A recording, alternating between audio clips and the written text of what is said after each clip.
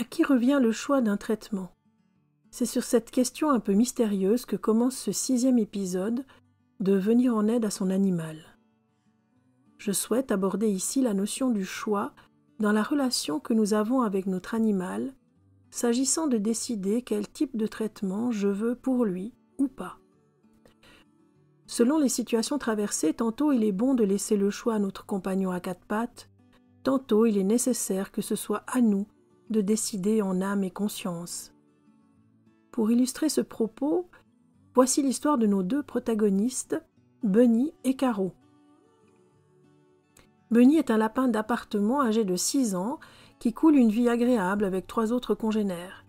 Il a l'occasion de se balader dans l'herbe durant la belle saison et il est libre de ses mouvements dans la maison.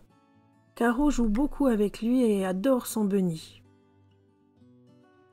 Lors d'un banal contrôle annuel chez le vétérinaire, afin notamment de vérifier la longueur de ses dents, sachant que celles-ci poussent tout au long de la vie chez les rongeurs et que parfois il est nécessaire de les limer, le vétérinaire découvre un abcès dentaire chez Bunny qui nécessite une intervention chirurgicale pour nettoyer l'abcès et éviter les complications. Le professionnel explique à Caro le déroulement de l'intervention, le traitement d'antibiotiques et d'antalgiques, d'antidouleurs et les risques opératoires liés à une anesthésie pour Bunny. Caro ne sait quoi décider pour son lapin et demande un délai de réflexion de 24 heures avant de donner son accord. Elle rentre très angoissée à la maison avec Bunny. C'est dans ce contexte qu'elle me demande une communication animale en urgence, car elle veut savoir ce que Bunny désire, être opéré ou pas. Je fais ici une petite parenthèse pour préciser que je ne travaille pas de la même manière en situation d'urgence ou en rendez-vous habituel.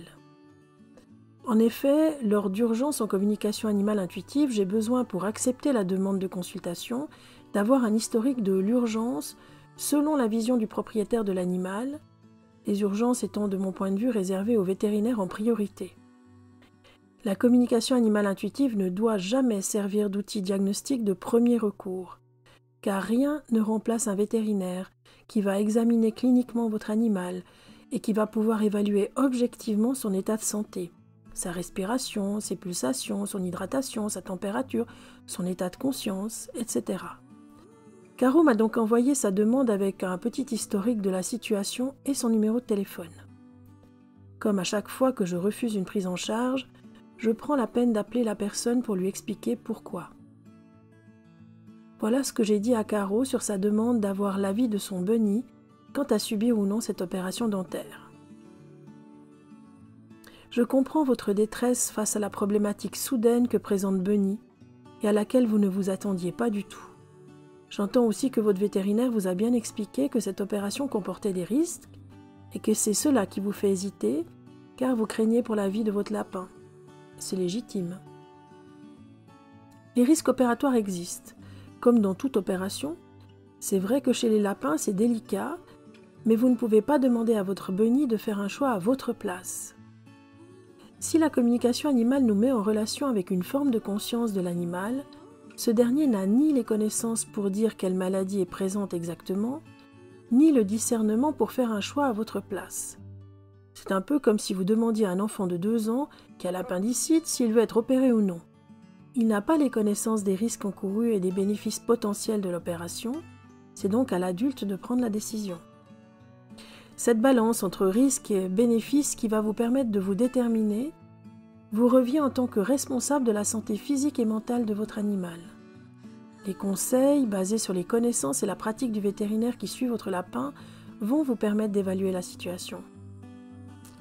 Si vous n'arrivez pas à vous décider, Caro, je pense que c'est parce qu'en réalité vous n'avez pas bien compris quels sont les risques encourus, notamment si vous refusez l'opération et que l'abcès continue d'évoluer malgré les antibiotiques. Il serait bien que vous passiez un coup de fil à votre praticien pour qu'il vous explique plus clairement les avantages, inconvénients d'opérer Bunny et peut-être s'il existe un plan B. Pour ma part, je ne vais pas demander à votre lapin ce qu'il veut, mais je peux volontiers, à titre gracieux, l'informer du déroulement de la chirurgie, des suites opératoires, etc. si vous preniez une décision dans ce sens-là. Ces demandes autour de « à qui revient le choix du traitement » sont récurrentes dans ma pratique. il était important que je puisse vous illustrer comment cela doit se dérouler pour vous et votre animal dans une situation comparable. Certes, votre animal est un être extraordinaire, doué de sentiments, intelligent, doué de bienveillance et il vous porte un amour inconditionnel. Mais il vous fait confiance et n'a pas le pouvoir de décider objectivement si c'est bien pour lui de se faire opérer ou non. Il en va de même pour le choix d'une médication à prendre de manière régulière ou tout autre traitement. Comme compagnon humain, ce que vous faites de mieux, c'est comprendre les solutions possibles et les meilleures alternatives offertes pour résoudre le problème vécu par votre animal.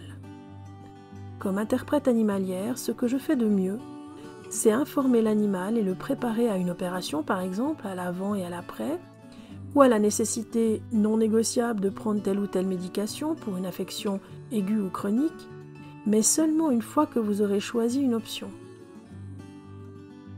Le plus important, pour que tout cela soit rendu possible, il faut avant toute chose que vous ayez compris pourquoi tel ou tel traitement, opération, etc. a été prescrit, les tenants, les aboutissants pour vous et pour votre animal d'un tel traitement, l'évaluation des risques encourus en fonction du type d'intervention et d'état général de votre animal, les conséquences à court, moyen, long terme pour vous et votre animal, par exemple box strict, cage ou enclos strict, promenade courte en laisse, changement d'alimentation, etc. Quand votre animal est malade et doit subir une opération ou un traitement, c'est votre vie à tous les deux qui change. Et c'est aussi important d'en tenir compte pour vous, gardien ou gardienne de votre animal.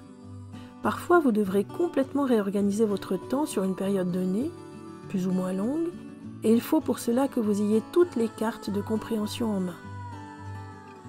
Donc, pour résumer, comme je l'ai dit à Caro, c'est le praticien de santé qui a prescrit le traitement, qui sait pourquoi il a proposé tout cela.